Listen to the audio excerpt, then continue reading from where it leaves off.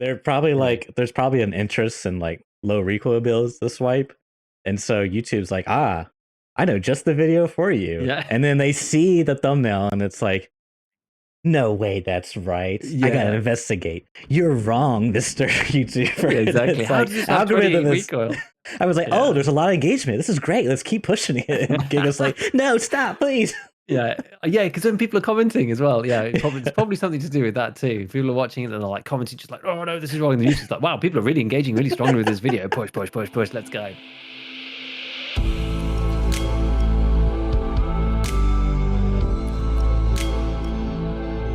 Welcome to ScavTalk, Escape from Tarkov Podcast, with a continuing focus on development of the game, patch note analysis, theory crafting, and general gameplay discussions.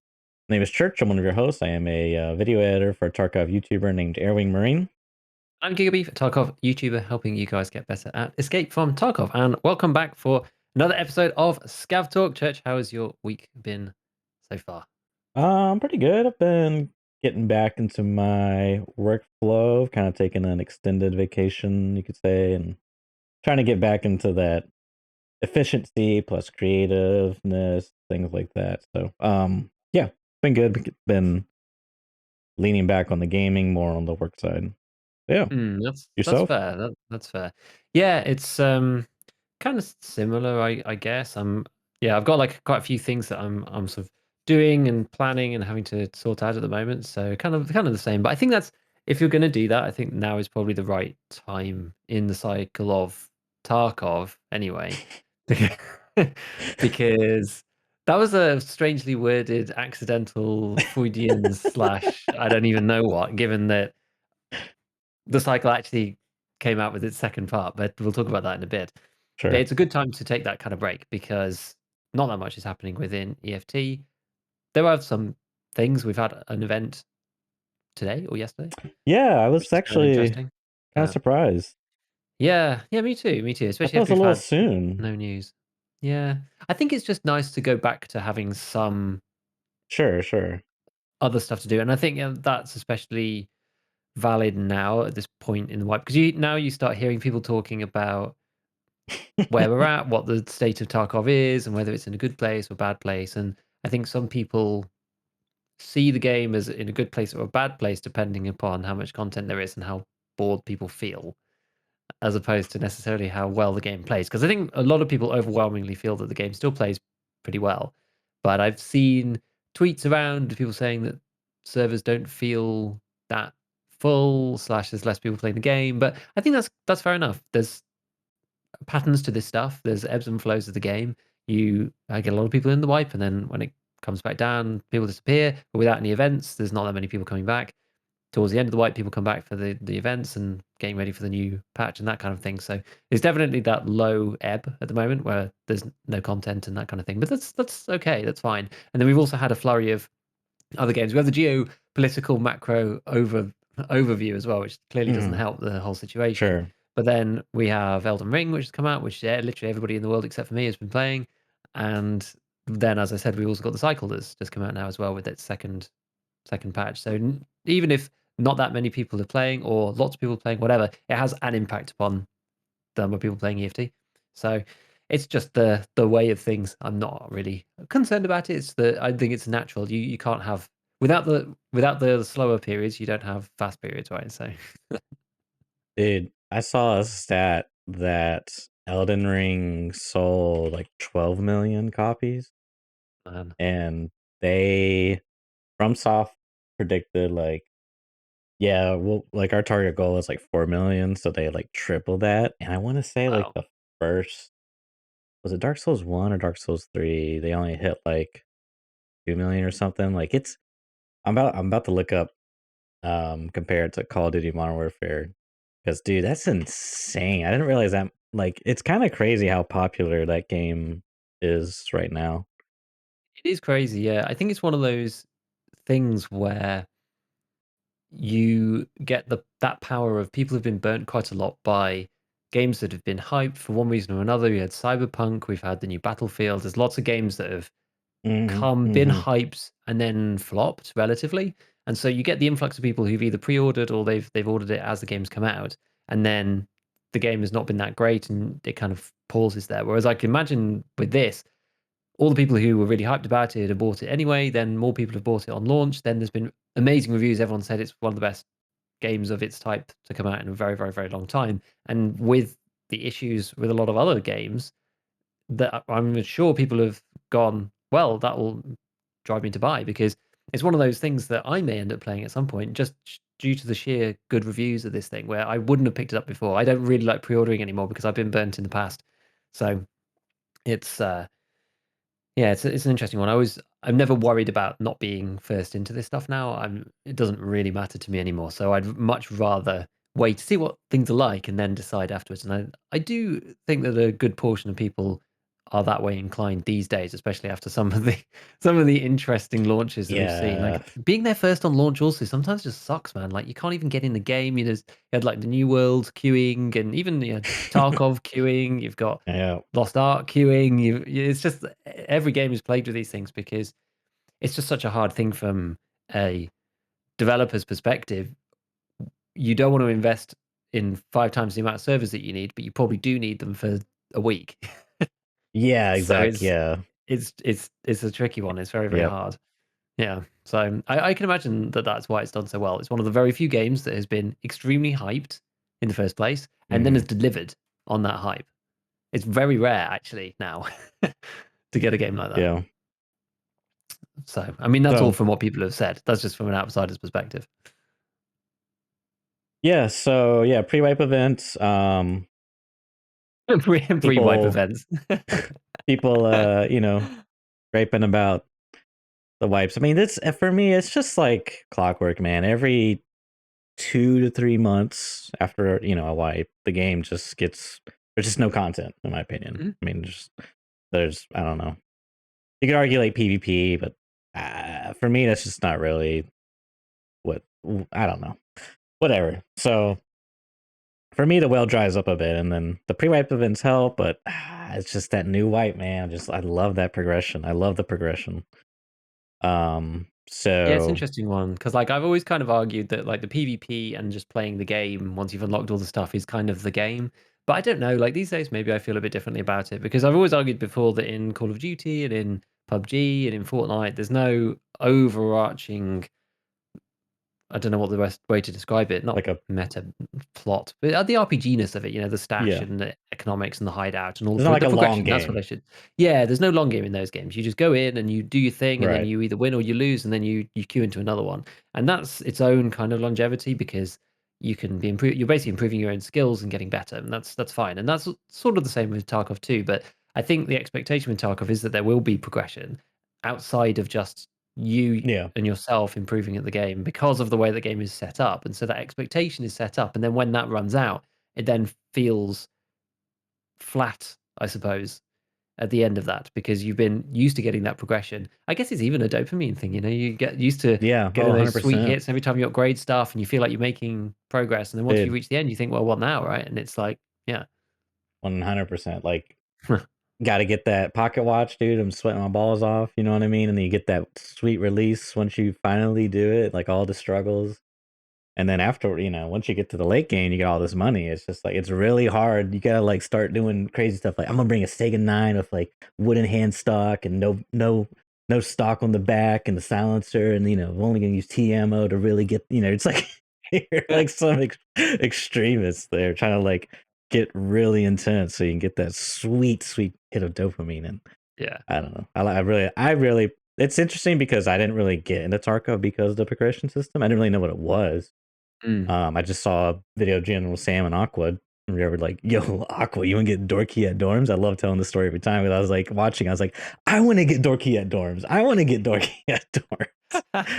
And yeah, dude, I love that RPG progression. Those as annoying as the quests are, there is something about getting that sweet goal accomplished, and yeah, that dopamine squirt on my brain. I love it. I'm like a little lab rat. Yes, Jaeger. Yeah. I'll do your tasks and just smashing the accept button. Yeah, exactly. I mean, what got So, me into it in the first place was the economic angle and hearing about the flea hmm market and the player-driven economy and the fact yeah, that you can sell and buy any, because this was back when you could sell and buy anything. and that was what got me in the first place. And I enjoyed this is the thing. I think that it's better for the game not to have the fleet the way it was, but I enjoyed it honestly. Like, it's just Hmm. personal preference. I did actually enjoy the way that it felt as a player, and yeah, it was bad overall for the type of game that they want and the way that then gear and scarcity ended up being, which is unfortunate because I I like those kind of economies. I think they're kind of cool. I've never played Eve, but I've always been envious of those that did back in the day when it Hmm. was, I don't know, newer. Because it's that ship has sailed a long, long time ago. In another Yeah. life, I'd be, in some kind of hovel just playing that game for 20 years.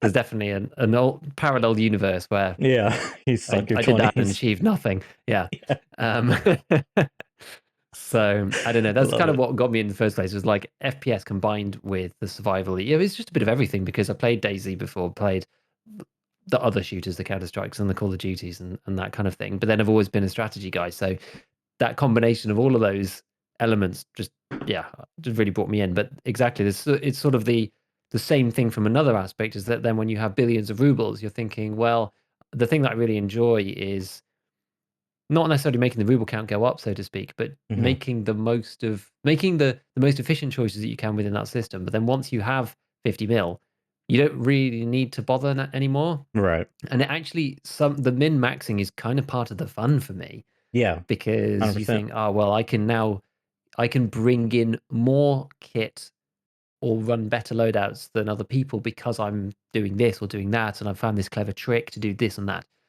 But when you don't need to do that anymore, it loses a bit of its shine. So yeah, I mean, I totally get that. I totally get that. But on that note, so we do Hmm. have the two events that are going on at the moment. I've actually not. Well, I'm probably not going to go into interchange to try and find out what's happening. But we've got two letters. One basically saying raiders are hunting for Tagilla on factory, which is kind of cool. I will probably play some factory. I've been playing in my downtime and off stream. I've been playing the cycle instead, so that's why I haven't actually gone in yet. But I'll probably do. I'm intending to stream tomorrow, so I'm probably going to play then and see what factory's like. So raiders on factory actually appeals to me a lot more than the other side of the event, which is that supposedly, what was it, Killer warned Tagilla that they were coming, that the raiders were coming for him, and so Tagilla has escaped to interchange, and the two Right. brothers are wreaking havoc on interchange together. Not that like Killer was bad enough on his own Yeah. on interchange, right? So they just add Tagilla in there for God. good measure. The dude who takes 12 to 15 shots of like 55 A1 to die. Hmm. Um, so yeah, that's fun. That's fun. I'm looking forward to playing against Raiders on Factory. So, but it's good that they're getting back into these events. And then there was an interesting update because Nice Guy's obviously slowed down his content. Everyone watches Nice Guy. We watch Nice Guy. His stuff is the best in our little world for figuring out what's going on, and he has interesting insights that other people don't necessarily get to see because he's speaking to people behind the scenes and stuff. Yeah. And he said that there may be a content patch coming up, which I was quite surprised actually. And he was expecting that it might be quite a lot of stuff like the Lighthouse expansion and all sorts of things. He said that there's no word that it is going to be that or anything, but he's expecting quite a few things. If you go and watch his latest video about what he thinks is going to be in there, I was surprised because to be honest, wasn't necessarily expecting a content patch. It would be great to get one, but it wasn't something that I thought was necessarily on the horizon in the near Hmm. couple of weeks. I don't know. Yeah. I mean, I was sort of expecting maybe like a few new toys and a few new like bug fixes and quality of life stuff. Kind of like some previous patches where they did that. Like, I want to say, yeah, I don't know. But anyways, that's kind of what I was expecting. So when you mentioned Lyle's expansion as a possibility, of course, Yeah, I'd be surprised, but then again, yeah, it's hard to say because they've just had their heads down this since the patch came out, honestly. So yeah, it's hard. Who knows? We'll have to wait and see. exactly, exactly. So yeah, that's pretty much all that's been going on. I would say. I don't think there's been much else going on in the world of EFT. I don't know what you wanted to get started with. Whether you wanted to take a tangent off and talk the cycle a little bit. I don't know if you've been able to play that much yet, and then we can swing back around to Tarkov again after we've Um, talked about that. I mean, I don't really have anything to talk about Tarkov wise. But oh, you know what? We'll just jump into this. I did watch your video this morning ish, morning for me. Um, and yeah, it actually makes sense the way you put it. So I guess for those who don't know, you did a video about the bullet recoil reduction stats, and it was kind of centered around the new 7 and 40, is it called? That was the original video. Yeah, exactly. Yes. Yeah. It's been it's been it's been an interesting one. Definitely has been an interesting one. This Mm-hmm. video today, this is Saturday the 19th for those who are listening to this later, has been playing on my mind, let's say, for a while. I even messaged Church about it about a week ago, and I was like, I want to make something about this, but I don't really know how, and I'm not sure exactly what to do because the original video, as you say, I made it about the 7N40 ammo because it is cracked. No one can get hold of really more than about 60 of it at a time, and it's got decent pen and damage, but it has minus 20% or fixed recoil was always the question. No one really knew. And in the past, it never really seemed to matter. Firstly, because I don't think that those recoil bonuses were actually implemented until I'm not sure exactly when, maybe 12.11 or something. I don't think it was 12.12, but I Yeah. think maybe they were in 12.11, but no one really noticed. I don't know. But 12.12, they were definitely in. And I think as people, maybe it came in halfway through or something, so people didn't notice at first because everyone was just using endgame rounds. But now that you can't use APSX and stuff, the MP7, because that was sort of Mm-hmm. where I started noticing this to begin with, was like SB193 versus SS190 for the P90 and the subsonics versus FMJs for the MP7s, because it's more obvious there. There's less variables. And once you can't use APSX anymore, then you think, well, these two are very similar. And then you try them both out and one feels very different to the other. Anyway, that aside. So 7M40 for 545 is really good because it has a 50% accuracy bonus, which is insane, and the 20 recoil buff, which is also insane. I mean, that's completely mental. So the question really arises then of what is that? Is that actually minus 20? Because it says minus 20, but there's other things in the game that aren't necessarily labeled quite right, and you can never trust what's in the UI. So I Yeah, did a because bunch of testing. the UI doesn't have a percentage next to it, if I'm not mistaken, right? Correct. But So there in the is, UI, lots of other places have percents, but not on that one. yes. Yeah. Mhm. And it's one of those things where lots of people said afterwards in various comments like, "Oh, well, obviously it's minus 20, lol." And it's like, well, no, it obviously isn't necessarily that because you can't trust. There's lots of stuff in this game. There's the work that Veritas and his buddies have been doing about hearing and the 25% plus bonus to hearing and stuff. And it's like, well, Mhm. that number doesn't actually mean anything. It doesn't necessarily, that's not the numbers that you see if you're talking about thresholds for distances and that kind of thing. So you can't trust blindly the numbers that are in the system, and you can't even trust whether they've been labeled correctly. Maybe they just didn't add it. Lots of people don't use their units on stuff, which is as a scientist is very annoying. Um, Unlabeled graphs is one of the it should be banned. But anyway, so okay, so long story short, so I did that video a while back, and when I did the testing, it did seem that the main thing that I was testing was whether it used the recoil system for attachments or whether it Right. was doing something else. That was really the point of that video, and it was really to try and get down to how it works exactly. But the fact that it clearly doesn't use the base recoil like all the attachments do is obvious to see when you just think about, like, well, today's one was about US ammo, but that's like minus 30. And if that did minus 30% of the base recoil, you could get AKs to negative recoil and stuff. So like it wouldn't actually, that wouldn't make any sense. It doesn't even, you don't even need to do any testing. You can actually just think about it. It doesn't really work out. But anyway, so then I hadn't really thought it through to that level at that point. And so I was trying to figure out then whether it was, yeah, minus 20 based on the base or minus 20 fixed points. Because the third option, which was that it's a percentage change, but after all the other stats on there, it was an option, but I just didn't think that was really I just didn't think that would be the case at the time. I just kind of didn't think about it. And I was like, well, if it's something different, then maybe it'll be obvious. And I kind of forgot about it at that point. But I did actually have it pointed out to me fairly quickly. Somebody Mhm. said, you forgot about options B and C in the video, whether it's a fixed 20 or whether it's 20% of the after modded recoil. And they were like, well, the problem is what you've done is because the guns you've used are quite close to 100. Are Yeah. you even able to tell if there's the recoil's gone from 96 to 81 or whatever, and now the other one's at like 78. Like you're not going to be able to tell free recoil because you didn't test explicitly for that. You can't see that anywhere, and so you say it's a fixed amount, but maybe it's a percentage, but it just coincidentally is the same as what you were trying to test. So anyway, so I saw a few comments like that from people, and I was like, yeah, maybe. I don't know. I was sort of mulling it over. And then, as I said in the video, there was like a couple of things that made me wonder.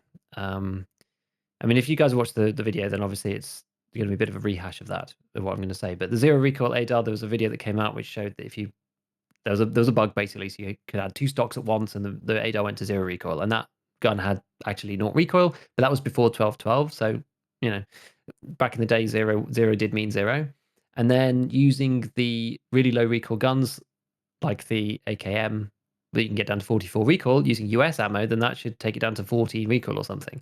But it doesn't feel like that when you use it. And these things kind of made me think about it.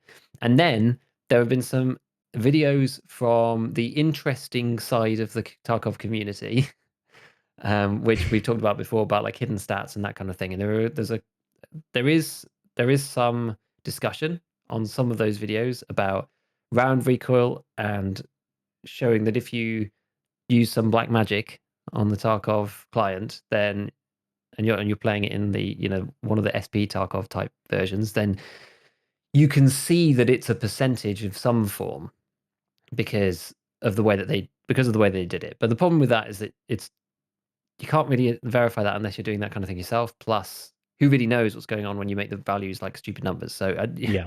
it's really hard to know, right? So like all these things were coming together, and I was like, I feel like there's something else going on.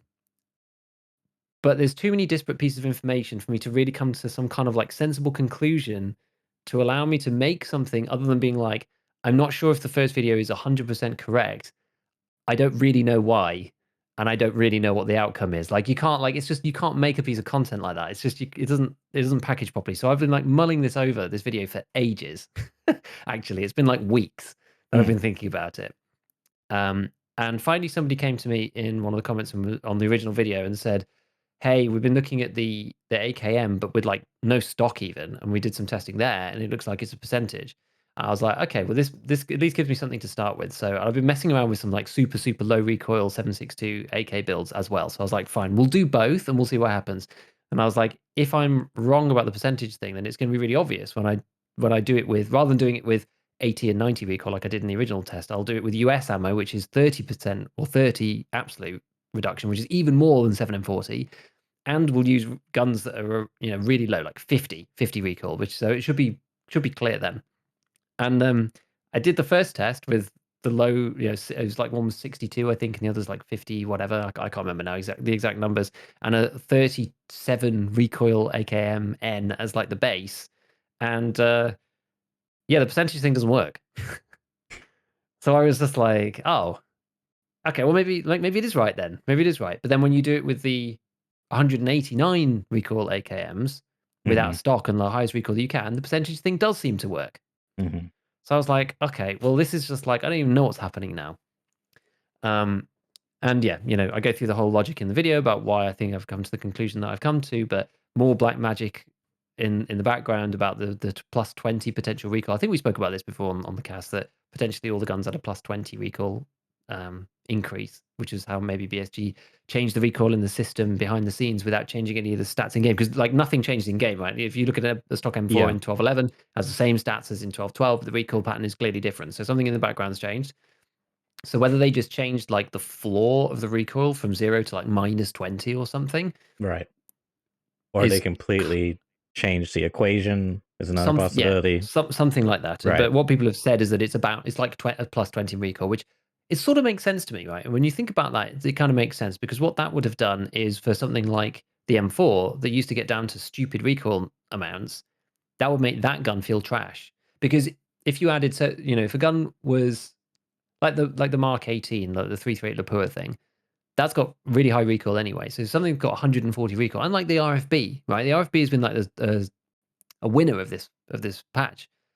It's already got 120 recoil. So if you add 20, in the background. That gets to 140. Will people really notice? That's probably what, a 16% increase or something. Right. Whereas for the M4, if you could get the M4 to 35 recoil, Mhm. the meta build, and now it's Mhm. 55 recoil, that's enormous. Mhm.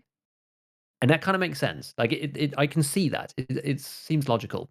And then interestingly, when I tried to apply that logic to the test that we were seeing, and you make a rather making a 37 recoil weapon and a weapon that has, I guess, 30% more recoil than that. What you do is you make one that you kind of have to like, go around the houses a little bit. So you say, well, a 37 recoil weapon actually means 57.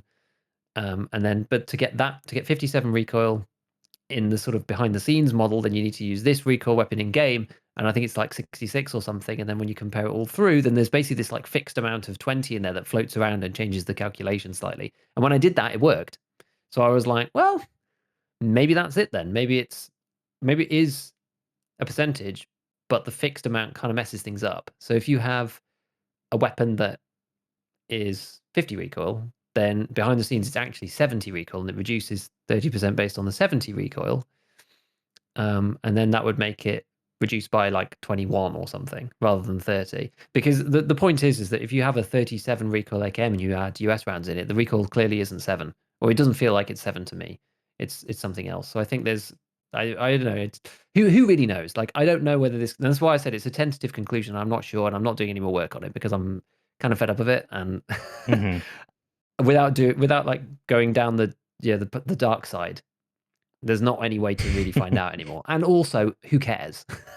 Like I think we've got to the point. I've got to the point with myself where it's like for all practical purposes, I kind of know where it's at. It seems the models that I have seems to work. And this is the thing that I actually was going to put in the video, but I didn't, which was a great science phrase, which is all models are wrong, some are useful. And that's I exactly like the that. the case in this case, right? So it may not be exactly what's happening, but it's a useful indication of pretty much how it feels like it would work. So that's where I've come to anyway, because then a 37 recoil AKM would go down to 20 or so. And it doesn't end up getting down to like a silly amount of recoil, and it gives you some kind of way of like thinking about it in your head. So yeah, long story short, if you want a better explanation, watch the video because it's much more succinct than my ramblings. But I don't know, I think it was important to go through the thought process because part of why it took me a while to do it is because the first video went everywhere. Like it's one of the most popular videos I did this year. You say it went everywhere, you mean like the topics you covered or just As in like a ton of people watched it and a ton of gotcha. people reference it all over the place. And then Yeah. when I was like, it might not be right, that's a really hard thing to deal with, Yeah. honestly. That's really not that easy to deal with. And I was like, how do I like I don't want to Right say the wrongs. nothing. Yeah, it's like I don't want to say nothing. Mhm. I want the chance to kind of explain why I came to the conclusions that I did and kind of I don't know, try to figure out like where the process because this is the thing, right? Like you do the test, and if I'd done the test straight off US ammo, I would also have come to the same conclusion that it was a fixed amount because it looks like that for all intents and purposes. If you're using weapons with kind of 50, 60, 70 recoil, it actually looks the same. It's almost like the differences are so small that you wouldn't actually be able to tell. All it does really is it changes the really, really high recoil end, which doesn't matter because no one uses those guns. And you're not really thinking about PS versus US if you're using an AKM with no stock, right? Like it's just nobody does that. So it's just silly. And the only other places it changes it is if you're using hyper low recoil builds, it stops them from becoming zero recoil. That's really the only difference. So qualitatively, it's kind of fine to think about it like that, but to know that it doesn't have necessarily that much effect down at the bottom end. So yeah, it was just like how exactly do you deal with that? Like how to make something that feels like it builds on the previous work rather than just being like, you know, Mhm. something's wrong, but I don't know what. You know, like it's something. Do something useful about it. After Yeah, I don't know, because it's that thing, it's like, I don't owe anybody anything with my content, but, like, it's not nice to feel like a ton of people are, like, referencing your work and, like, it's not necessarily correct, right? That's not necessarily a great Sure. feeling. Yeah. So, I wanted to I wanted to do it in the right way that made me feel like I'd kind of, like, done my due diligence as to the positive, and it was constructive criticism that I received before on it, so that's completely fine. Like people, nobody was horrible about it or anything, but it's yeah, it's just one of those things. It's like sometimes you come to some conclusions and there's maybe gaps in the methodology or whatever, and that's just the way it is. So Yeah. I think I think broadly people can look at those numbers as we always thought with the fixed amount. I think that's fine, but behind the scenes there's like more complicated stuff going on. It almost made me wish that I could go back and redo it in 12.11 just to see whether it made sense then without this like fixed amount thing floating around, because that really complicated stuff. Like if we'd been able to do it before those changes, that maybe would have led us to certain conclusions, and then we'd say, okay, well now this has been added, this has now changed it in this way, and you could kind of compare and contrast the two. Whereas, but just looking at 12.12 in a vacuum, where everything's seems to be a bit mixed up, it made it a bit more complicated as well. So, yeah, it was an interesting one. I've been battling with it for a while, but I wanted to try to come to some kind of sensible conclusion. I think, without I didn't test it in for lots of different guns or anything like that, but Sure. it seems to be a sensible place. I think. I also do believe that it's important again to sort of appreciate the context of like where this is useful and where it isn't, because for the MP7 it doesn't really matter, because if you just use the gun and you feel the recoil, and there's so much about like the individual shot recoil, which is its own thing, but we now know that there's convergence stats and things where the gun's pulling back to the center and that kind of thing, which affects like the full auto recoil. So you just kind of have to use the guns and feel how they actually are and how they perform. And because for things like the MP7 and the P90, you can't really mod the guns at all. So you can't, it's not like you're deciding, oh, well, I might use this set of mods rather than using this ammo. And there's only a few guns where it actually matters like that, like the AKs, where you can mod them to all sorts of different recoil levels, all the way from 130 or whatever when they start, all the way down to 37. So there's very, very few cases that you can actually even do it to the granularity in which, firstly, the testing is possible, but secondly, that it actually makes any practical difference. Which is why I was like, yeah, it is what it is. It is what it is, and you just use it and you understand these buffs, kind of roughly know how much they're going to remove, but at some point it becomes more art than science. More art than science. I mean, I just appreciate the fact that you did the video, because I think that's just kind of how these things works, is like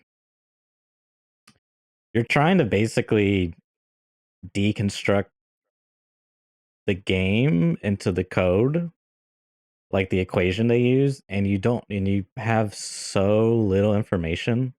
Like they Yeah. give you some abstract, information, right?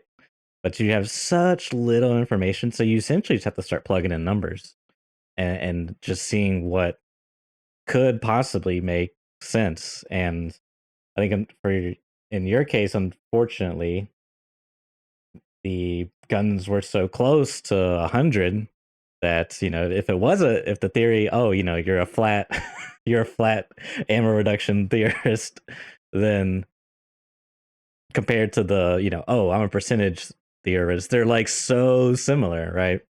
Because 20% of 100 is 80, and 20 subtracted, or 100 subtracted from 20 is 80. So yeah, you can see the issue there. Exactly. And it kind of reminds me of my video I did on this subject way back in the day, and I'm really sad I don't have that video. So I deleted it, and now I remember why. Is because A, it was really bad. B, it got copyright claimed because one of Oh. the tracks I used was a remix of a song, but it was like just enough of that song that it got picked up by Content ID, and I didn't know anything about that stuff at the time. So I was like, oh, this is bad. So, anyways, but yeah, when I was doing it, I introduced so many variables that were not necessary. Like I full autoed the guns, which meant I was introducing the convergence stat, the dispersion stat in the game. Because again, I mean, it just says -20. Is that horizontal? Is that vertical recoil? Is that some other like thing within the equation, like exponential gain? Like does it affect the auto? Like there's so many possibilities. You just don't know. So it's like really difficult to come up with a reason like as close as you can to the truth, because I don't think you're ever gonna get. Maybe you could get the truth from. You would have to like go to really basically recreate the game. I don't know. It would be so insane, right? So yeah, I can appreciate that aspect of you know, doing this your Tarkov science, if you will. You're being a good Tarkov scientist. Yeah, that's the thing. I think it's to be yeah, being a good scientist means that you need to change your view of the world when the Mm-hmm. facts or when somebody comes to you with the opposite, something that seems to counter the claim that you've made in the first place, and to be humble and to just accept that and then do some more tests and just see what the reality is. That's just Right. the way it is, right? You just like Yeah. there's no two ways around the truth of things. And if there's something that's wrong or whatever, then there's no shame in that, right? It's like Yeah. that's how progress happens, because people make theories and they test stuff, they think it's right, but then there's, yeah, as I said, the flaw in the methodology, or there's something else that's going on. But coincidentally, there's you end up testing the same thing that means that two situations are indistinguishable. Mm-hmm. Not that I actually tested it anyway, but like if there was a big difference, you probably would have seen it somewhere, right? But because they were in the same ballpark, it was identical, pretty much. And so Mm-hmm. yeah, so you just have to just go with it and say, fine, okay, maybe it's like, or maybe it's like, wrong is the wrong word. It's just like inaccurate, right? It's like the model seemed to be good, but it doesn't work in this scenario and this scenario. It's like a lot of science. It's like, oh, we've got Newton's physics, right? Which that works in everyday life, but you get down really, really small, it stops working. It's like, okay, it doesn't mean that it's like, is the model, yeah, as I said, all models are wrong, right? Yeah. But Newton's laws are really useful. Mm-hmm. They're just not Mm-hmm. they're not just not useful when you're talking about atoms. So I feel like it's a bit more of that. So it's kind of like, yeah, broadly speaking, it's a good enough approximation, except for in the extreme circumstances when you have extremely low recoil or extremely high recoil, the relationship starts to break down there. But as a rule of thumb, it's kind of approximately right.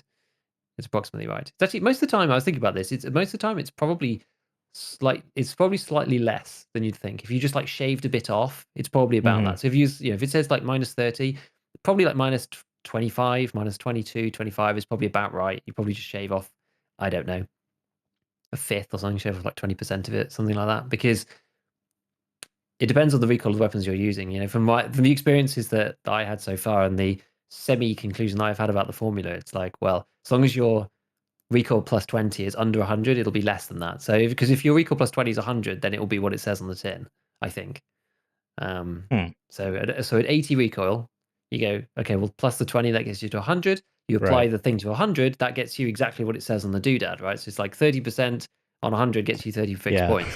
So if you're at 50 recoil, then it's applying on 70. So you end up with 30% less than you'd think, um, in terms of that. So that's why it would take you from 30 to 21 or whatever. So yeah, just like shave a bit off in your head, and that gets you to sort You of the need right like ballpark. you need like Tarkov menu recoil and an absolute recoil. It's like the new labels, dude. That's hilarious. My heart did sink a bit when I was watching the video. I saw you were testing the AKs on the wall, and I was like, okay, he's gonna go to the extreme because I saw an AK with no stock. He's gonna do the extreme to sort of see how greatly does it matter. And you shot the regular AK and then you switched to the scav AK and you ADS, and I was like, oh god, he has no rear sight. He's gonna miss the mark because you know how they go up, the bullet goes up a little bit higher. So then Yeah. the next cut comes in and the bullets are right underneath the line. I was like, oh thank god. I was like, maybe he spliced in a fake edit there. Con what's the word? Conjure the evidence.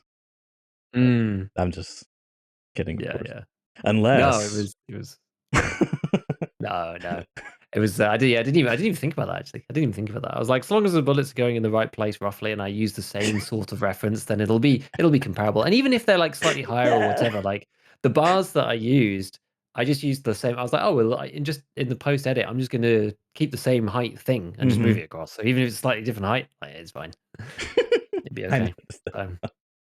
So Sorry, you gotta do it. You gotta do another video, Giga. The gotta do another one. methodology wasn't good enough, dude. Dude, Sorry. my heart did actually sink when I realized I'd used an AKMN and then I'd used two AKs afterwards. I was like, no, someone's going to be like, well, actually. And I was like, oh, I'm going to have to redo all of that. Like, Oh, dude, that's funny.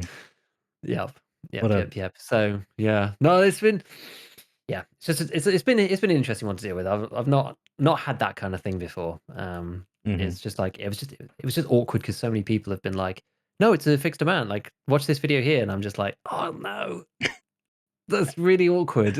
Yeah. Yeah, I can understand for sure. So hopefully people see through to the the good intentions, Hmm. which is what this video is really about. Because I wanted to make it so bad, but just didn't know how. So we're here, and we finally did it. And I was like, well, I was very pleased actually. It's really lifted a. I don't know. It's funny. Like maybe I just care too much, but it's really lifted a weight off my shoulders of me, like knowing that I've got this like outstanding thing that's like potentially misleading people. I'm just like, dude, this sucks. But like, I can't just be like, oh, this is wrong, by the way. Ignore this video because there's not even any way you can do that on YouTube. Actually, it's like when like I've got a couple of videos of like, oh, the lowest recoil video, lowest recoil weapon in Tarkov, and Yeah. there's one that's got like the MC, the God, MP5 the or MPX, yeah, MPX. Yeah, the yeah. MPX back from whenever, Hmm. and people still watching. They're just like, oh well, actually, and I'm just like, dude, how many? Like, I put it in the description. It's in the pinned comment. Like, how like, Yeah. please just go and watch this. This is the latest one. Is the real one. Oh god, because annotations just don't exist anymore on YouTube, and so there's not really any way to like post edit stuff. It's actually a real Right. shame. It's one of the big Yeah. things I think that's missing from YouTube: the ability to say this was wrong or that was changed or look here to see something different. Like I think people abused the annotation system, so they got rid of it. But it's a shame that's not there because it means that stuff stands on YouTube forever, and it might be the most popular variety. You know, after if you make another video with lowest recall, oh now it's changed for patch 12.12, that might not do as well, and so you end up with people continuously watching the first one.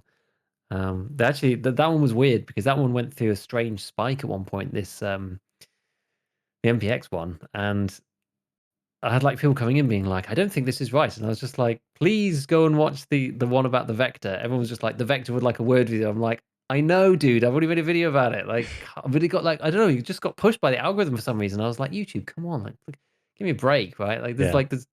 there's you're smart enough to figure out that if It's someone says update video here, that yeah. they're probably Anyway. like there's probably an interest in like low recoil builds to swipe.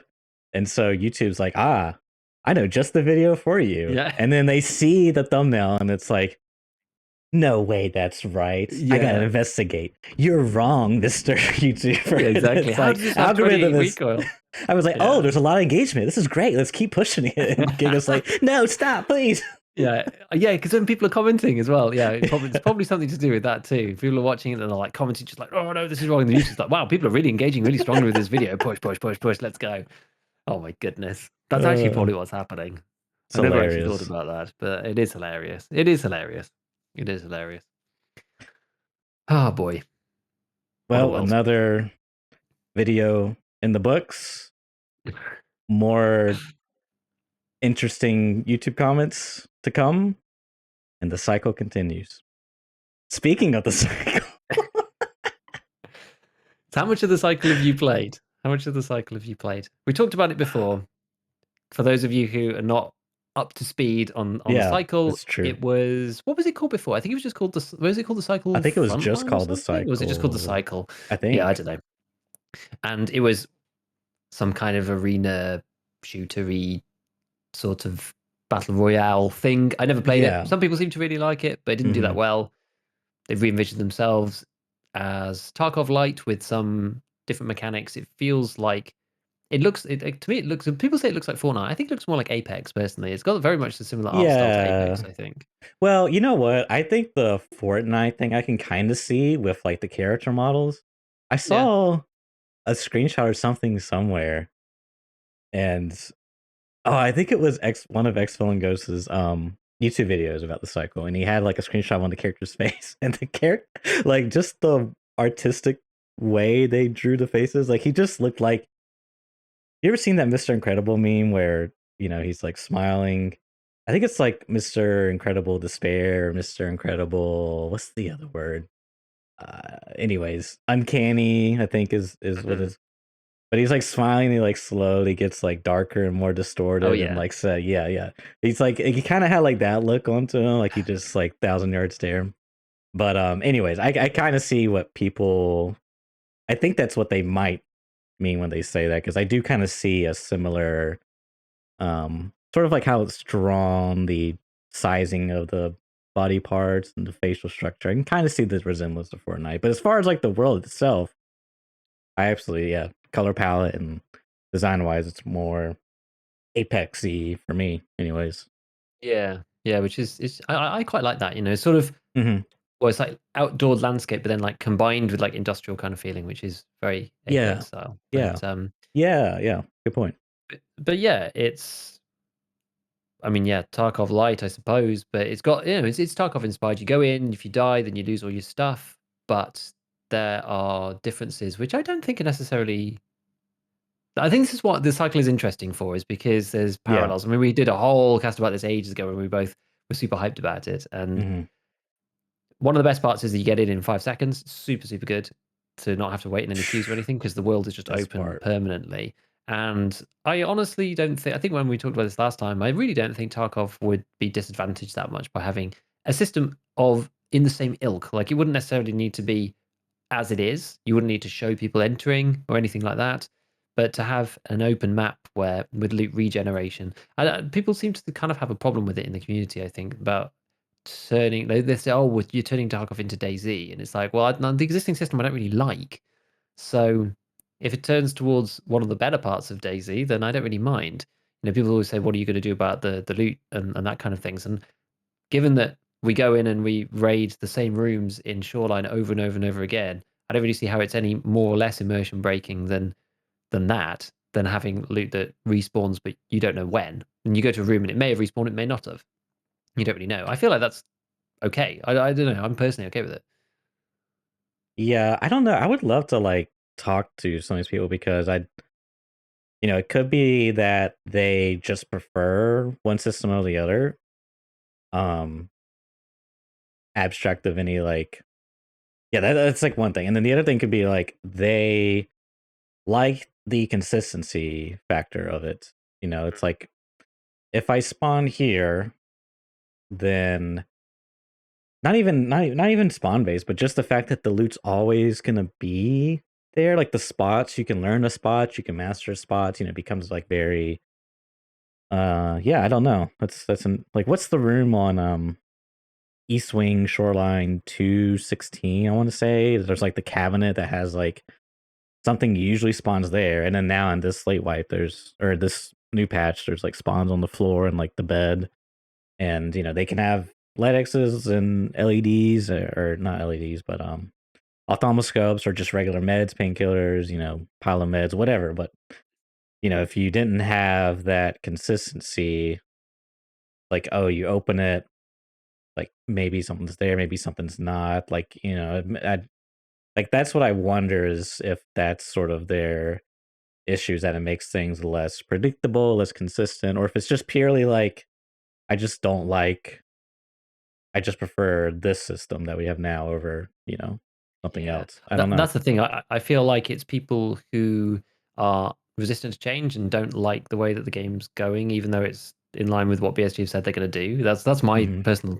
feeling about it, because I think it's the same set of people that didn't really like dynamic loot. And yeah, there were some issues, right? But they didn't like the whole concept of dynamic loot, because I feel that the system we have in Tarkov now is actually very much more like a battle royale than anything else. You go into that raid Hmm. instance starts, and then all the rooms are fully stocked in whatever form that's going to be.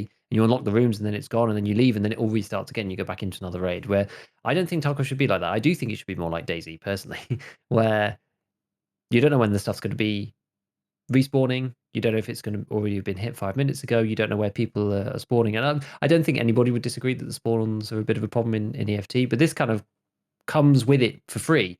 If you then have open maps with loot respawns, I mean, I don't even mind doors locking behind themselves after not being hit for a certain amount of time and things like that, because there are certain mechanics that you just need to kind of recycle the loot into the rooms, because that's an arbitrary and artificial mechanic anyway, to having to continuously refill a abandoned wasteland Hmm. of a Yeah. map with more Right. stuff, right? You get, how Right. many times can you go into idea and hit it up for herring? It's like, it doesn't Hmm. really make any sense. After day 2 in the wipe, the whole thing should be empty.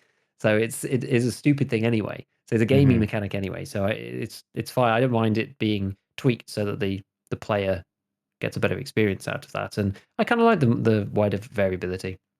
I think Hmm. the biggest impact is on the spawns. But yeah, I mean, so the cycle's got that in it, which is an interesting test. It's good because there's not that many good games that are out that mirror Tarkov in that respect. So it almost gives the player base ideas of things to then suggest in, like, okay, well, how is this like tangentially useful for EFT? You know, you don't necessarily want the same system, but it gives you some ideas of testing it out in a different environment so that you can say, hey, this was working here really well. This might work in this particular way in Tarkov. So let's try it, or at least give the team an idea.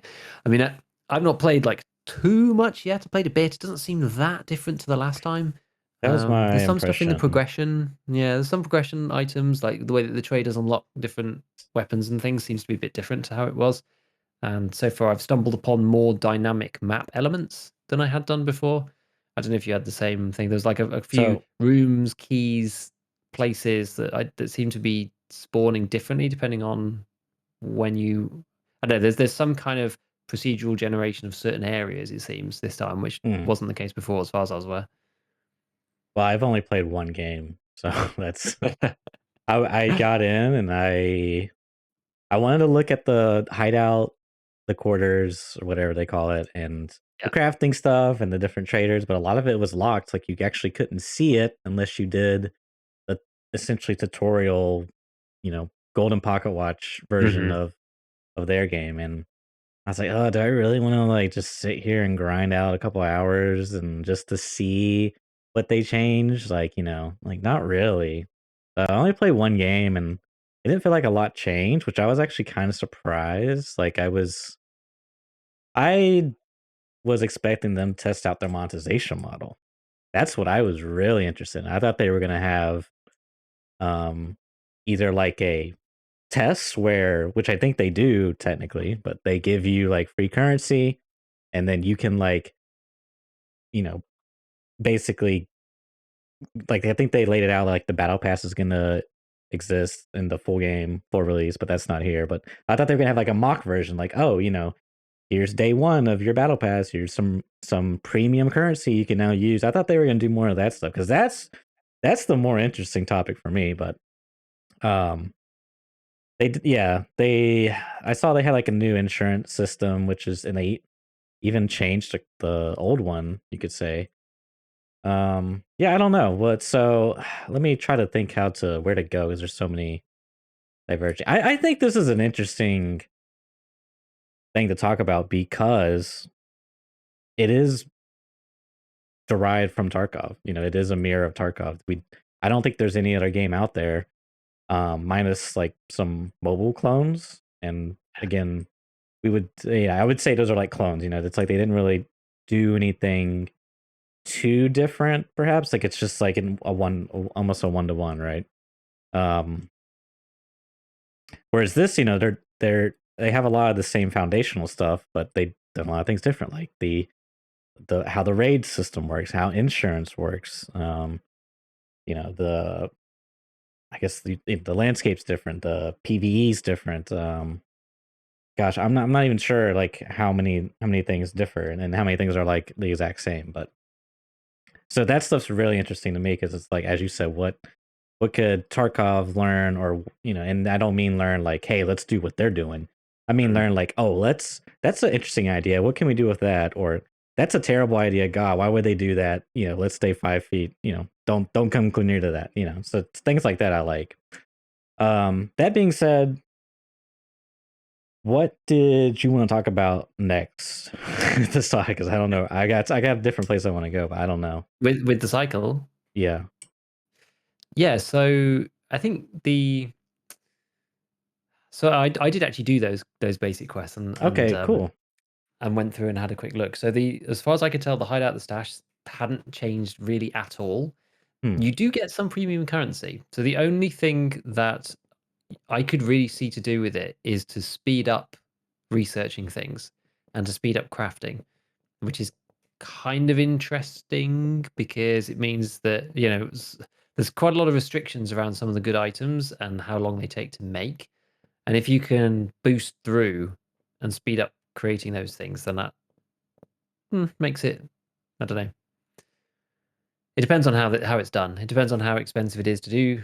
and whether that just means that people can supply themselves with infinite good gear if they have the premium currency, I'm not sure. So You can generate the premium currency in the hideout as well, but only small amounts.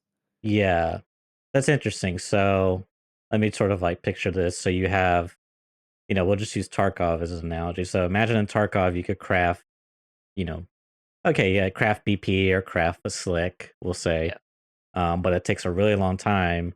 However, you can buy this premium currency, or you could, exchange bitcoins to speed it up, or does it instantly get you the item? I didn't actually do it, so I'm not sure. Okay. I'm not sure. I'd need to go and So, actually see exactly whether it does it instantly or speeds it up a lot. well, either way, it doesn't I really need to matter check that. too much, but that's interesting because you're sort of associating, spending money with convenience, could you say? Or would you say, yeah, I mean, It depends. This is is the thing. it It depends on convenience? what you mean by yeah. This is the thing. It's like it borderlines on this convenience. Because if you use the Tarkov analogy and you say, let's just say, for example, that Prapor doesn't sell BP for whatever reason. Or to be fair, even with Prapor selling BP, you've only got so much per reset, and if you have to craft the rest of it, then paying to get a quicker crafting cycle, does that break the RPG-ness of the game? Does it break the scarcity? Does that mean that you're paying for access to stuff that other people don't have because of the enforced scarcity within the game? Well, you Yeah, don't I feel like you it's not start to that you get don't on the have borderline. access. You have the Well, you do, but only access. to certain amounts. And this is the thing in the cycle that you have access to this stuff. It's actually even worse in cycle, to be honest, because you don't really have access to anything, and so you have to craft everything. And you can only craft I think you can only craft one thing at once, and so you're really Yeah. gated on what you can do and what you can make. Okay. And so I think it's actually worse for that because, yeah, in Tarkov, it's like, well, you have all your traders, you have all the resets on those traders, there's all the barters that go with it. There's then the hideout, and you can make something in this module and something in this module, something in this module. Whereas in cycle, I think it might be like, yeah, you need to sit there and wait 30 minutes, and that's going to give you your bag. But if you can speed that up, then you might be able to make the bag and the weapon and the armor and stuff, and then go in, and that'll give you a massive advantage. I don't know. I'm not sure. It depends. That's kind of just like my early feeling that maybe it would be like that. But ultimately, you can get that gear without um without paying. So Yes, but you would have to wait much longer. Like, let's say it speeds it up by 1,000, it goes from 30 minutes to 3 minutes. yeah, Then, that's yeah, I don't know, it's interesting because if you do a craft, you're giving up every other craft. Like, you're locked into that craft, it's like yeah, doing a single craft in a exactly. workstation. That's interesting. Yeah. Yeah, exactly. So you end up with like the good players who keep their gear and don't die, they'll have the gear, and then you have other people who are paying to speed through the crafts who potentially also have it. I mean, I guess in some ways you could say, well, there's going to be more distribution of if you're good, you'll be able to kill these people because they haven't got the gear from being good. They got the gear from just paying, so they'll actually be more geared people who aren't cracked at the game, and then maybe you can take their stuff. I don't know. Maybe there's that argument. Yeah, and, because I see parallels with EOD. It's just different, right? Like, uh, the stash space, for example, that's like a big convenience thing, right? Yeah. However, it is on standard account. Let me pull up my sheet. It is to go from level 1 stash to level 4 stash, and just the rubles cost alone is 38 million rubles. And I don't Okay. believe that includes the cost of it definitely doesn't include the cost of the parts, like the Hmm. items you need and all the trees of workstations you need beneath that. So that's just the flat, money that's required for each station. And then if you factor in the trader money you need to spend to level up the traders for all those other subsequent stations, that's an additional 7 million plus the rep required to do those tasks. Now, mind you, with EOD, you get bonus rep, so that's part. Yep. You could say it's convenience, whatever. Um, but the other thing that's interesting is you could make the argument, well, I'm going to upgrade the hideout regardless, so it doesn't really matter. The whole um you know what I mean? Like if I'm Yeah. I right, do I do think because people say, "Is it pay to win? Is it pay for convenience?" I think it's I don't know, it's a grey area, honestly. I do think it is pay to win in some extent. It definitely is pay to win to some extent. If you said to somebody, pay it's for just an like it's just advantage. watered down. This is the thing, yeah, it's pay for an yeah, and it's pay for an advantage because it doesn't affect you're not buying premium rounds or anything like that, but in the same vein, you're going to be better kitted than people who don't have it because you can store more stuff, you can save more things for the flea market, you don't have to spend the money on the upgrades instead, and you've had that stash space since the beginning, which is a big advantage. So you're going to be better equipped to other people, which means that you're more likely to win a gunfight because the other person had to spend more money on other stuff or couldn't keep all the things to have that money to have the same gear as you. That's the main argument then. It's if you say, "Well, I'm gonna upgrade the hideout anyway," it's like, "Fine, well, I'm probably gonna get to level 40 or 42 and have max traders by the end of the wipe, so I'm just gonna pay $20 and have that now," right? Like, if you had that at the beginning of the wipe, you kill everyone, and that would definitely be pay to win. So I feel like it is pay to win, but it's right at the low end of the scale. Yeah. So And there's graduations, I think. what's really interesting is that the way Tarkov did their monetization is like you can pay for just to play the game, right? And then there's these bonus packages and it's all like front loaded, you know Yeah. what I mean? And whereas the cycle, it's free to play, but their monetization is incremental, you know? It's like I Yeah. and it'd be like if they took EOD and just like dilute it way down to like 1%, like 0.1% of what it's worth, and had like microtransactions. I don't know. It's a weird thing to think about, but that's really what I'm interested to see because here's the other thing about why I played standard for so long versus making the switch to EOD was that I actually wanted the extra intensity. Mhm. I wanted the extra challenge. So, like, to me, I just, in my gamer brain, I thought, why would I pay more for less content? You know? Yeah. Now, in the pragmatic, practical gamer nowadays, it's like, God, why was I wasting my time, like, just playing Tarkov Tetris for hours? Like, it just makes way more sense. It's just an extra, it's $70. I mean, it's worth the time I spent playing Tarkov. It's like totally worth it to spend the money, right? So I wonder if because this is kind of what this is like targeting, right? Is the pragmatic, practical gamer. Like I only have X amount of days to play. I can't be bothered doing an extra 5 Jaeger quest, or I can't be bothered playing, Tarkov Tetris on my stash for an extra 30 minutes. So I'm losing my train of thought, but okay. So how the cycle is doing insurance? I want to talk about insurance next. Okay. Is they have their normal insurance, I guess you could call. And my understanding is you pay a percentage of the cost of the item, and if you die, you get back a percentage. So it's as if your net cost, you could say, is less. It's less, yeah.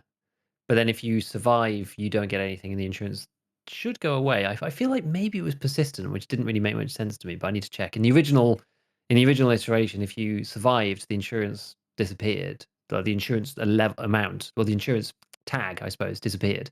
Because in Right. Tarkov, obviously, it doesn't go away. Whereas in this one, so yeah, you Right. you ended up spending more, but you didn't lose any of your stuff. So if your kit's worth 5K and then you insure it for 2K or something, Mhm. if you died, then you got a payout of 4K or whatever. But then if you Right. if you survived, then that 2K that you paid just disappeared, which is more like a real insurance, I guess. It's like typical Yes. insurance. Yeah.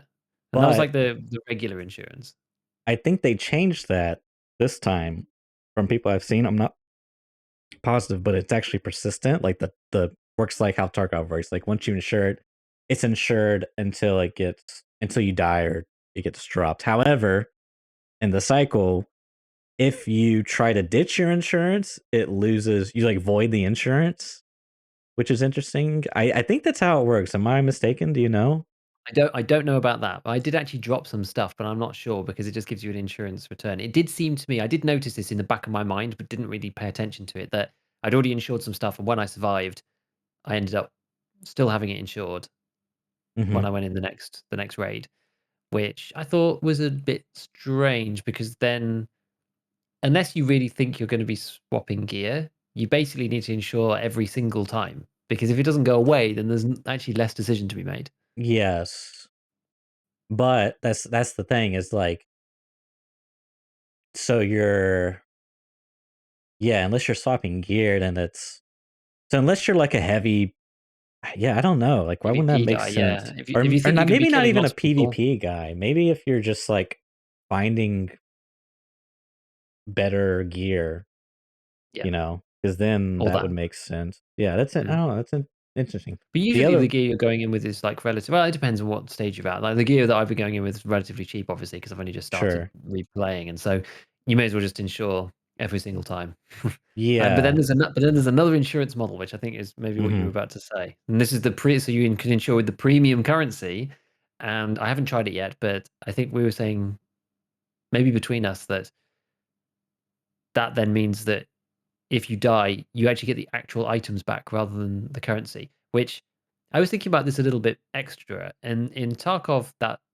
is probably more important now than it used to be because previously rubles could buy you anything, didn't matter, but now there's restrictions, so you can't necessarily do that. But if you have the right trader levels, then it ends up being kind of the same thing because you buy the barter items to do the barters off the flea with the rubles, so whatever. Whereas in the cycle, there aren't traders in that same to that same extent, especially for armor and which is the most important thing and the thing you need to craft. So getting the item back is actually more important than getting the currency because later Right. on, if you've got a blue armor, green armor, whatever, and you just get money back, well, you can only buy white armor with the money. So at some point, the money isn't actually not really that worthwhile. Like the original Tarkov was all ruble based.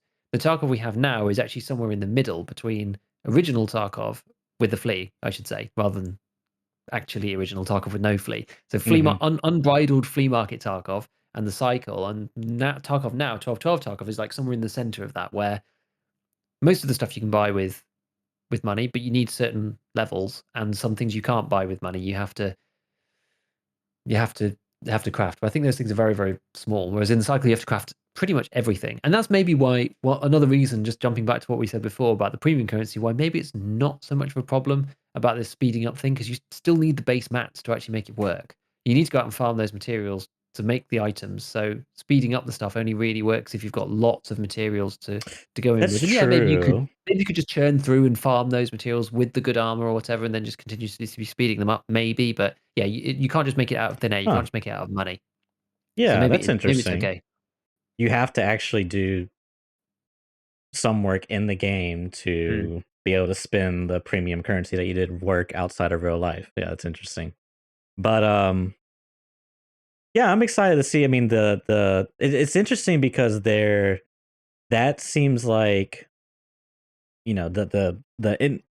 the premium insurance at first glance, I thought, "Oh, this is gonna be for people who, die a lot," you know, or just unlucky, still learning the game or bad. But then I thought about some more and I was like, well, as you said, with your, Tarkov analogy, some items are banned from flea market. Like the access is really hard to get. So they're like really valuable, you know what I mean? Um, like if you're level 10 and you found a slick in the stash, yeah, it's like that's kind of a gold mine in this sense. But anyways, so ensuring that in the cycle, something like a purple armor, for example, would be like with the premium currency be really valuable because you can't get it, but then or it's really hard to get, but then it's like, well, they're gonna take it because I think they like have to not take it. Like I don't know. That's it. I think they It's have to such a not take it. Yeah. weird thing, but we'll see. I mean, I suspect they're gonna do um microtransactions with cosmetics. I would and yeah, things of that nature, I would suspect, but Which is totally sensible. I think anyone who yeah, wants to do absolutely. microtransactions should definitely start with that. That should be the baseline for Yeah, I almost think so. everything, right? It makes so much sense because people love to deck out their people with the cool stuff, and you end up getting these funny things forming around like rare items that go for like silly prices and things. Mhm. It's kind of interesting to have a secondary market in this stuff. Yeah. Just people like it. People like that kind of. It's like skins for CS:GO or whatever. There's lots of examples of this kind of, and Dota's actually a great example of that. Dota 2, where people pay a lot of money for some of the cosmetics in the game. So CS:GO as well. Yeah, yeah, so tons of it is games. interesting. It's quite funny. Like my experience so far has been going back in, figuring stuff out, extracting out a few raids, and then I was just chatting with some friends online, and then I played 5 games today, and I did not extract once. Oh, It's there's a lot of people playing who've been playing a bit more than me, and ah, it's not easy actually. It's mm, much harder than when I played the other day and was having some success. It's like I'm not used to that kind of gunplay either, which is a bit of a shock. It's just like I'm just not that accurate in that particular scenario, and yeah, it's hard when you're playing against a duo because in Tarkov the time to kill is so low. You can kill 2 people if you've got a good position and you spy them before they spy you. Whereas in this, it's like you start firing at somebody, you don't kill them because the time to kill is a bit higher, and then you have 2 people turn on you and they just kill you. And I find that it's quite rough on solos in that respect, and especially at the start because the guns aren't that powerful. So it does make it quite tricky. So yeah, yeah. today I really struggled actually, really struggled. I did not extract out of one raid, I've and heard they I got killed in the extract a lot as well. really. I've heard they done some balancing to like weapons gears, even AI and things of that nature. But Yeah, I think so. So I mean, it's hard to tell at the moment, but it seemed that the AI is for the most part weaker. I think it interesting. Okay. doesn't seem quite as hardcore as it was originally. It depends on the gun actually. I used there was the triple burst pistol that was really good in the first one, Mm-hmm. and that one didn't seem to be that great actually. But then Mm. there was the oh god, I can't remember what it's called now. Is it Scarab or something? It's like the little machine pistol thing from Yeah, the Correlate, which was red quite good. one. Yeah, and that one Yeah, seemed oh the Scrapper, sorry. And that it's one great. seemed Yeah, that seemed really good still. So I was using that a little bit. But the AI seems an awful lot better. It'll chase you okay. up stuff intelligently and around things. It's not quite as easy just to go behind a pillar and then you're Hmm. safe. And then you pop back out again and kill them. It doesn't seem Okay. quite as stupid as it was. So they've improved that too. Um, but yeah, otherwise, like the general game formulation and the way it plays out seems to be very similar. There does seem to be some more dynamic elements on the map. I went to some of the places I've been to previously, and there was one time there was a big cave in one section. Another time there was differences within the buildings. There's like those signal Huh. plants where you like put the data drive in, Yeah, and yeah, there's like yeah, the big yeah. tower. That looked different when I went to one of them. It's interesting. Maybe it's just because I'm visiting them and they've changed it on the map. I don't know, but it seemed like there was some dynamic level going on with the design itself. So we'll see. I'm not sure. I need to play a bit more to figure it out. But yeah, we'll see. It's interesting. It's a fun thing anyway. I find it fun to play. It's good to play something different that's tangentially related, as we said, to Mm-hmm. get some ideas and just it's good to have a comparison because you can think this is good in this game, this is good in that game, and yeah, it sparks ideas. And very few people have done a Tarkov style game well. So, I mean, how much Yeah. longevity it will have, I don't really know. It depends on what they do with it on release.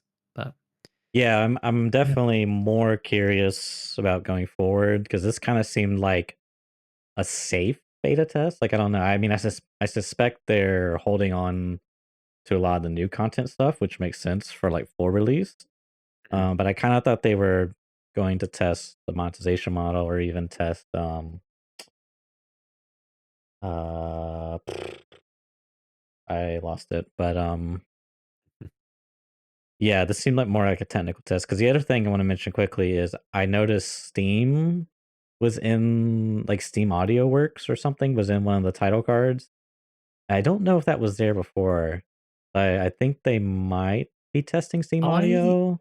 I think you might be right because I think previously it didn't seem to. I don't think there was occlusion Yeah, I don't in the think so last one either. because now we're all experts on audio, right? Because we've all watched the 3 hour lecture from Dr. Right. Veritas. So now we all know everything about audio. So it's great. The target community is like super clued up on this stuff.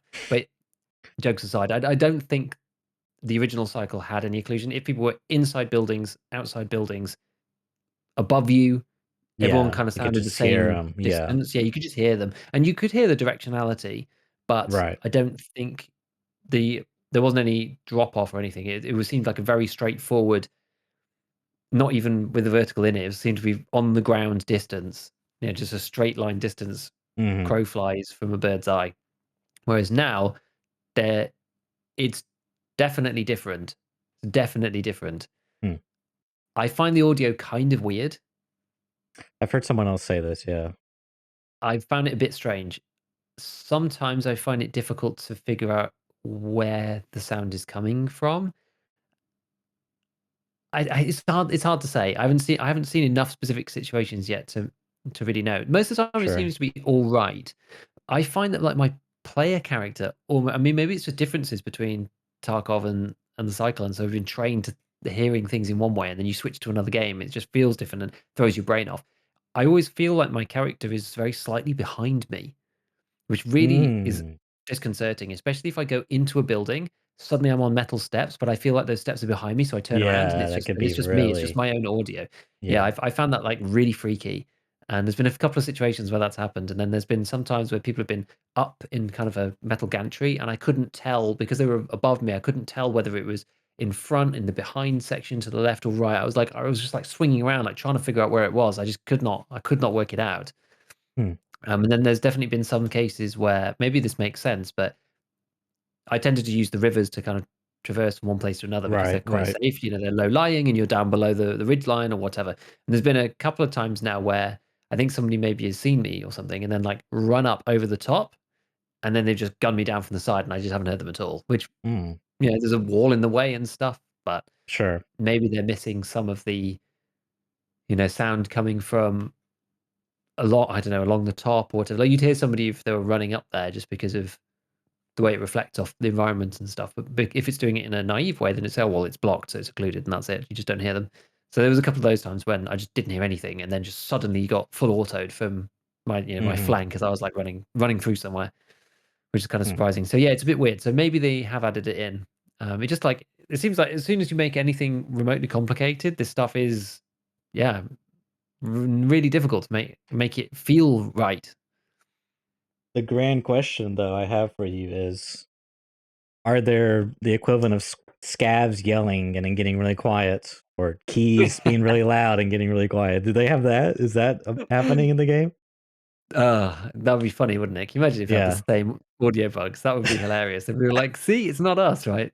Yeah. Um, no, definitely not. That Okay. one is that's so. I really do find it quite funny the scav getting louder in the distance because Yeah. I've noticed that for such a long time within this Yeah. patch, and yeah, as I said, I had that first one where it was almost like they had a megaphone out and they first part started towards me and then they turned away and it "Bop," and I'd like you could see my mouse jump in the clip because I was like, "Oh my god," Yeah. because it was almost as if they were right in front of me, Uh-huh. and then they weren't. So yeah, no, look, it's Huh. it's yeah, it's good. I need to play a bit more to figure it out. So Yeah, I want to as we well. shall see. How long does it last? Is it a week only? I'm kinda Oh, sad if it is. that is a very good point, actually. I'm not sure. I know last time they did extend it, so I Yeah. wouldn't be surprised if they do that again. Although that was because of all of the issues that they had. So I don't know. I don't know exactly how long. What does it say here? So it's kicking off on the 16th. Does it actually say when it's going to finish? I'm just looking at the overall page. I don't know. I have to quickly look it up. Yeah. Um, we'll check the Discord. Is that Free beta. okay? We have Yeah, I'm not sure. aimed Mm-mm-mm. Let's see what they're saying. April 4th. April 4th. That's the date I found. Okay. Well, that's okay. That gives That's pretty people good. Yeah. that's a good 2 weeks and a little bit from today. Mhm. Mhm. It's So nice. that's yeah, nice. Okay, fine, fine. Well, yeah, look forward to that. If you haven't checked it out, then you may as well give it a go because it's free if you can. I know that anybody who was in the last one automatically got access to this one. I think you Right. still have to request a key. I don't know how many are going out because this time I didn't need to, but yeah, check it out and see if you can get one. If it's worth checking out, even just for a few hours, just to try it, just I something think different. so. And I hope that people found this topic tangentially related interesting. Um I hope that's the case, and I kind of want to talk about it some more because there's some other topics I'm interested in. Um, things like RMT even and whatnot. But That's interesting. Yeah, maybe. Yeah, we can revisit it definitely next time. Like once we both played a bit more as well, yeah, and like yeah, that'd be cool. get some more thoughts on it. But I think it's interesting. I mean, it's one of the only other games that I've played alongside. Like I basically only played DFT, so Yeah, it's the only yeah. other thing that's kind of drawn me in and thinking, oh, this is kind of intriguing. So I don't know. We had a question, just kind of moving on. We had a question a while Yeah. back about solo anxiety. If we wanted to go through that, because I think that's actually quite an interesting topic. That Okay. Yeah.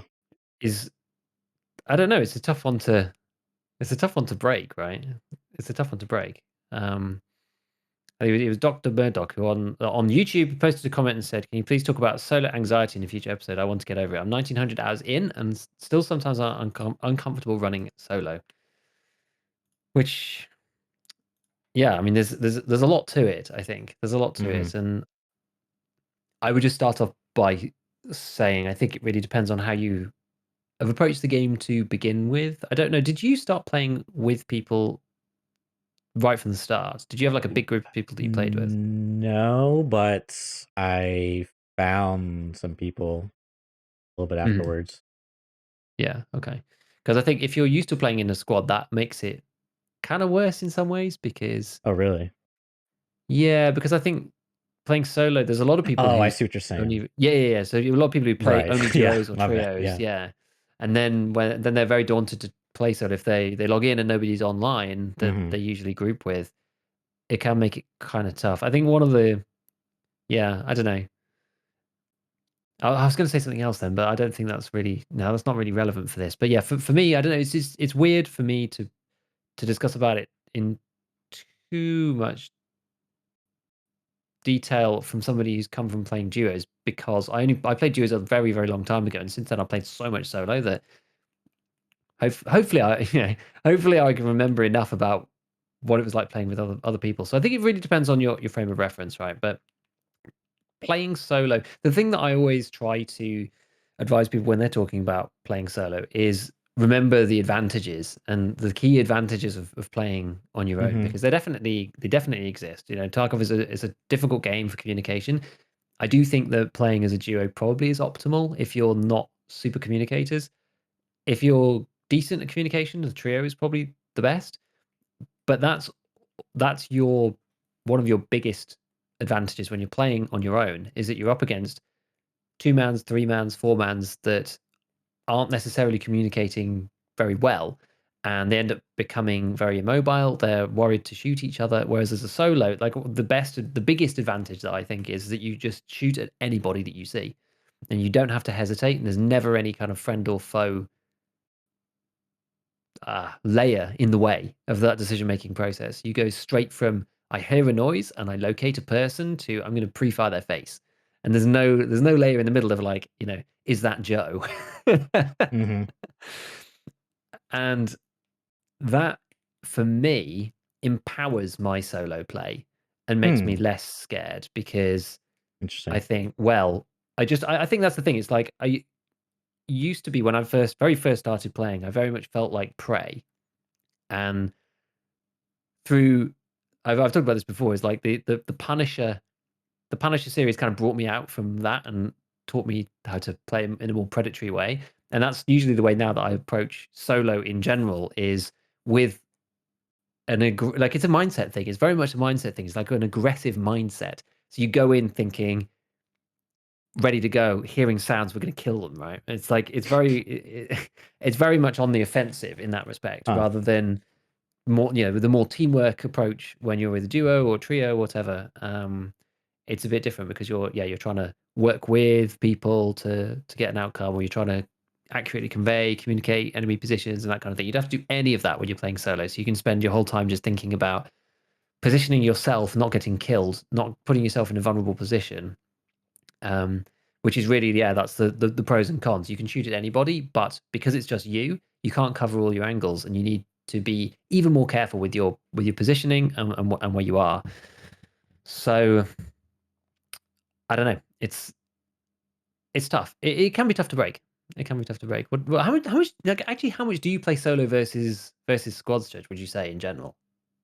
It just depends on what's happening with me at the time. You know, there's been wipes where I've played exclusively solo. There's been wipes where I've played a bit of a mix. There's been wipes where I've played with squads all the time. So it kind of just depends. And how I interpret the question is, you know, how do I solo queue, if you will? Because I've definitely been in that space where like I want to play Tarkov, and then you get to the screen, and then you put your gear on. You're like, I don't want to put that on. And then it's like, then you get to like, you know, try to figure out what map you want to go. It's like, I don't want to go here. I want to go here. And then you're like, do I really want to play Tarkov? You know, it's like you start second. It's like, you know, kind of have like this weird anxiety type thing. Maybe I'll just And play scav run first, and then yeah, and it's like, but what's interesting is like usually if I can get to the point where I press the start button, you know, whether it goes good or bad, usually I'm like ready to go again. It's like less of a thing. And that's kind of like I know I hate giving this advice because it's so like you just hear it like 1,000 times, but like just like diving in is kind of just the best way to get over it. Because at least for me, I find that even if I have a negative experience or a positive experience, it just in general lessens experience. Like I don't know.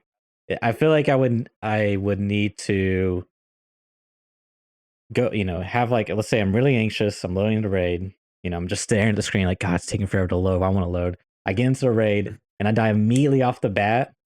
You know, like I went labs and just like got instantly aimbotted or something. Then I'd be like, okay, I was right. You know, this game's awful. Why did I even bother playing? Like I would need something that extreme. And I guess usually the extremes, it's pretty rare for that type of extreme to happen. And I guess that's where the anxiety is like building up. Like, well, what if, you know, something terrible happens and I get, you know, lose all my gear, even though it's like a rat rig and a, you know, Vapor Hunter or whatever, you know, whatever it is, you know, you're just trying to, your brain's trying to like avoid you from prevent that negative experience, I guess, by giving you that anxiety. Like, I don't know. It's a weird psychological thing. But once you actually do it, you find out it's not that bad, you know?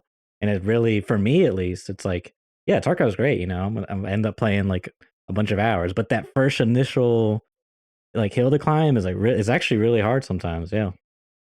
definitely can be. I agree with that actually, because yeah, I tend to go through some days I don't play for like 2 or 3 days because I just Yeah, can't. that's There's a like big one too too. much going on, and then I come back to it and I'm like, man, I feel really rusty. Like sometimes even I get to the stream and it's like I haven't played for like 3 days, and I'm like, right guys, I'm not feeling I'm not feeling super hot on it. And then once you get into the raid, then it's like it's actually fine most of the time. Yeah. But I find usually with that, what I do is to try and avoid any of that anxiety or anything, is to run a loadout that I'm comfortable with, that I know is good value, is efficient, and to play somewhere that you are comfortable with, really, somewhere that you know well.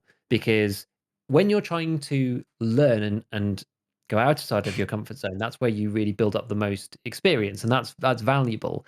But if you're anxious about playing just in general, then you definitely want to keep as many of those things comfortable as you can. So for me, that would be I'll basically be like, I don't know, probably, well, these days it'll be like the NA Tactical M2 because it's the best barter in the game and I love it and I talk about it every single week.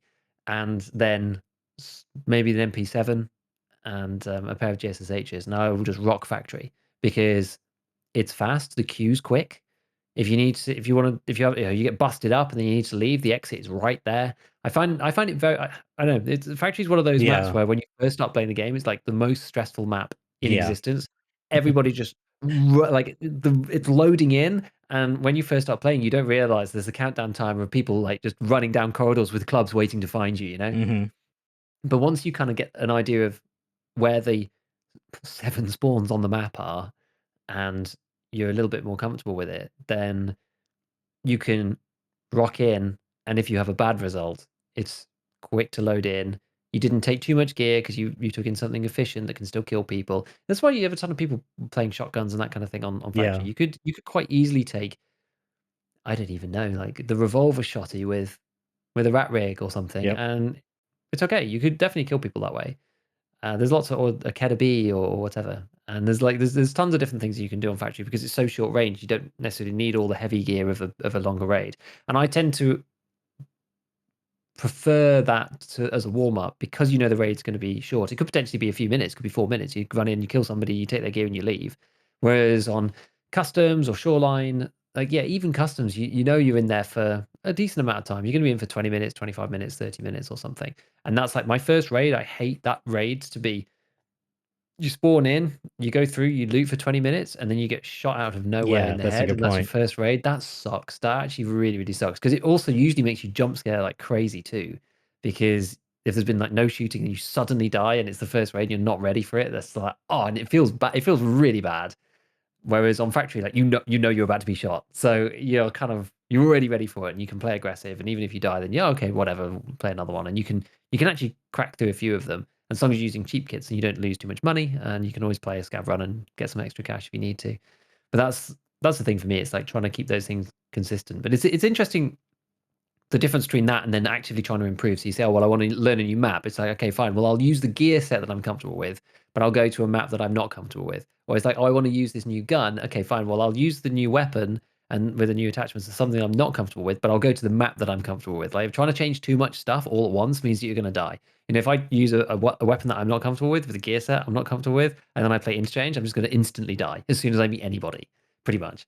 So it's kind of funny. It's about like keeping control of those variables, I suppose, and trying to make sure that you're comfortable enough, especially when you're easing into the game, And I think that's important for general progress as well. You don't want to try and change too much. You want to improve one thing at a time. Like I always try. I actually haven't been doing this recently, and I really should get back to it, which is actively trying to improve an individual thing and just be focusing on that one thing and be like, Hmm. well, look, if something else goes wrong, then fine, I'll put it on the list and I'll get better at that another time. But you want to get better at one thing individually until that thing becomes muscle memory, and then you move on to the next one.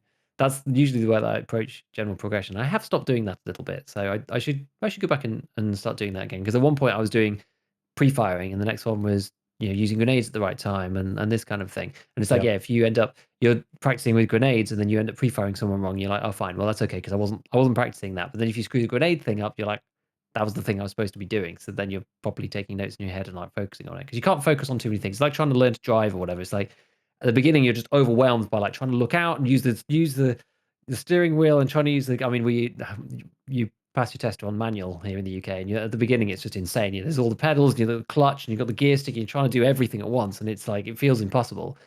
But after a while, you drive for a year or whatever, and it's like you have a casual conversation with somebody in the passenger seat. It's like you're not even doing it at all. So everything's like that. Everything's like that. Yeah, you got to work out your Tarkov muscle to overcome Yeah, that anxiety. Yeah, for sure. Yeah, I really liked how you use factory, and because I guess it was just by chance. I don't know what, I just kind of got stuck on factory, like just playing it when I was first learning the game. I guess it's because I looked at the maps and I was like, factory is a really small map. I could learn this map very easily. I just have to play enough, and I was, experimenting with kits, and I like kind of like liked the Keter with 30 rounder mags and the rat rig, like yeah, and I had a lot of fun doing that, but I died a lot of times. I mean, one time I remember taking in an AK. I've told the story many times, but taking like an AKS 74U, and I load into behind forklift. I'm around the corner. I see the guy down the hall. At this point, like I have like some understanding, like okay, when I'm loading the raid, like it's balls to the wall. I understand that.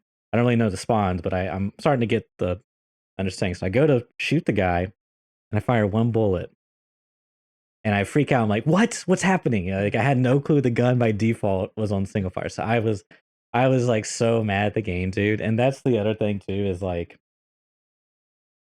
even when you have that anxiety and it doesn't work out, for me at least, I want to like double down. I'm just like, dude, screw that. Like I gotta like let's go again. You know what I mean? And it's like it almost like erases the anxiety, and you're just like throwing yourself at it. And then sometimes it can, let's say you have a good, like, let's say you have a terrible rating, you have a good rate, and it's like neutralized, and then the anxiety starts back up again. It can kind of happen like that sometimes, but usually it's a lot less than that first rate after like a month break or whatever. But yeah, yeah.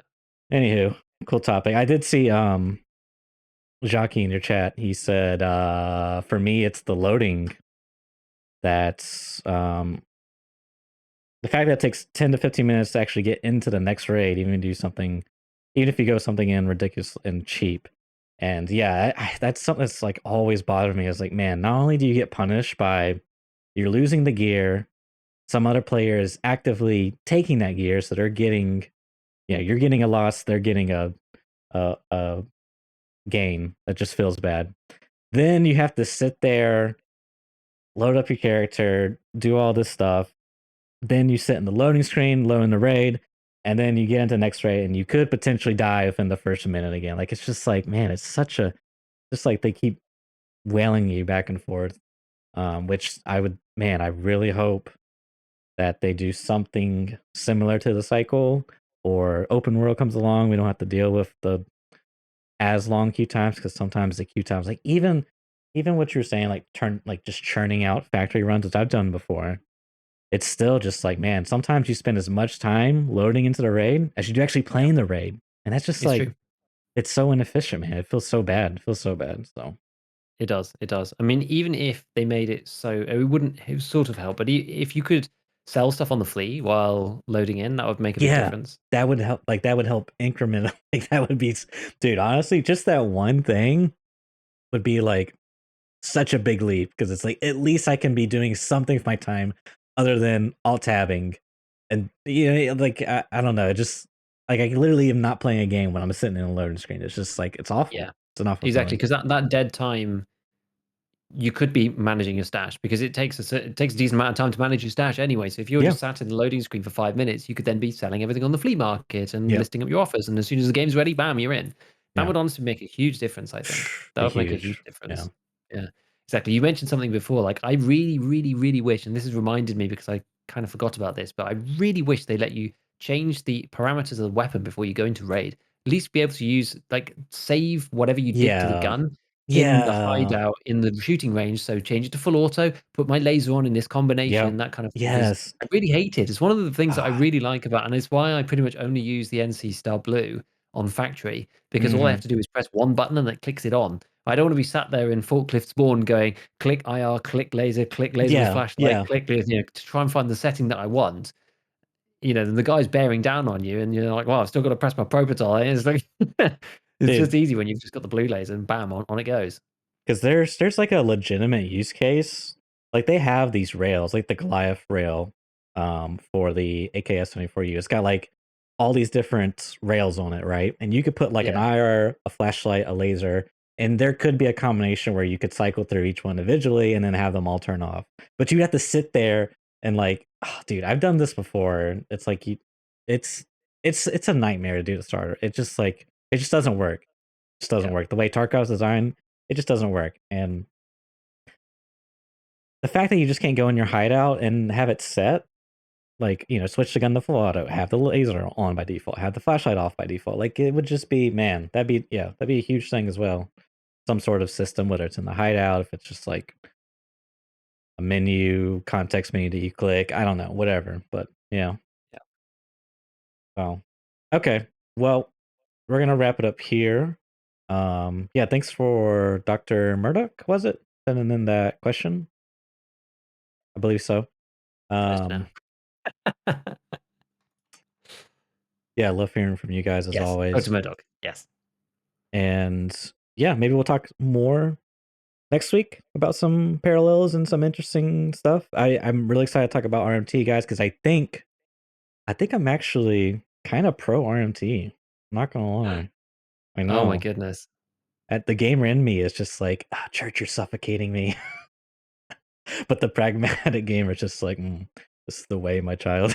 I don't And on that bombshell, before we cancel church, it's last episode ever. Yeah, well, Like, yeah, interested to see what you have to say about that. cool. Yeah, guys, it's been awesome. Check out, quick last thing, I've officially got most of the after shows that I've had saved, which is part of the show that's not official but is official, whatever. It's on the Discord.